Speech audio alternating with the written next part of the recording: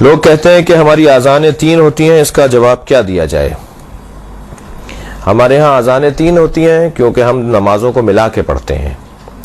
سوال یہ ہے کہ ہم کیونکہ تعداد میں دنیا میں کم ہیں، اس لیے ہم سے سوال کیا جاتا ہے، جبکہ ہمیں سوال کرنا چاہیے اپنے دوستوں سے کہ پیغمبر اکرم نے نمازیں ملا کر پڑھیں، ظہر عصر کو پیغمبر نے ملا کے پڑھا اور علیحدہ علیحدہ بھی پڑھا، مغرب عشاء کو پیغمبر اکرم نے ملا کے پڑھا اور علیحدہ علیحدہ بھی پڑھا۔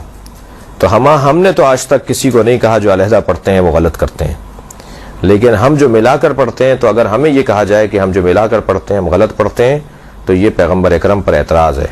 پیغمبر اکرم نے دونوں طریقے پر عمل کر کے دکھایا تاکہ میری امت آسانی میں رہے۔ صحیح بخاری، صحیح مسلم، اہل سنت کی کتابوں میں روایت موجود ہیں۔ اب جب آپ کو 2 نمازوں کو ملا کے پڑھنا ہے تو اذان کا فلسفہ ہے اعلان، لوگوں کو آگاہ اور اطلاع کرنا کہ نماز کھڑی ہو رہی ہے، جماعت کھڑی ہو رہی ہے۔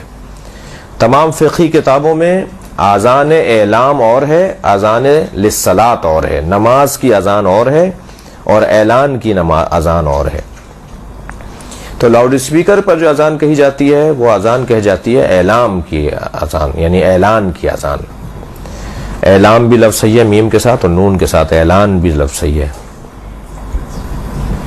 اور پھر جب لوگ سب اعلان سن کر جمع ہو جاتے ہیں تو پھر دوسری نماز کے لیے ہمارے ہاں اقامت کہہ لی جاتی ہے، اور اگر اذان بھی کہی جائے مطلق ذکر کی نیت سے تو وہ بھی صحیح ہے، اس کے لیے لازم نہیں ہے کہ اسے لاؤڈ اسپیکر پر کہا جائے، کیونکہ جنہیں بلانا تھا انہیں بلا لیا گیا اور انہیں پتہ ہے کہ اب سب جمع ہوں گے تو دونوں نمازوں کو ایک ساتھ پڑھیں گے۔ عورتوں کا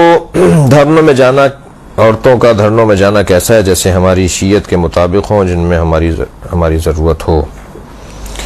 عورتوں کا دھرنوں میں جانا یا کسی بھی احتجاج میں جانا یا کسی بھی ریلی میں جانا جہاں قومی فریضہ بنتا ہو، قومی ذمہ داری بنتی ہو، اپنی حمیت، غیرت، اپنے اتحاد کا ثبوت اس کا لازمہ قرار پائے، جس سے قوم کو تقویت پہنچے، جسے ملت کو اعتماد ملے، تو جہاں مردوں کا جانا ضروری ہے وہاں عورتوں کا جانا بھی روکا نہیں گیا ہے، انہیں منع نہیں کیا گیا ہے۔ بعض اوقات ان کے جانے سے تقویت ملتی ہے، بعض اوقات ان کے جانے سے اور زیادہ بہتر وقار سامنے آتا ہے۔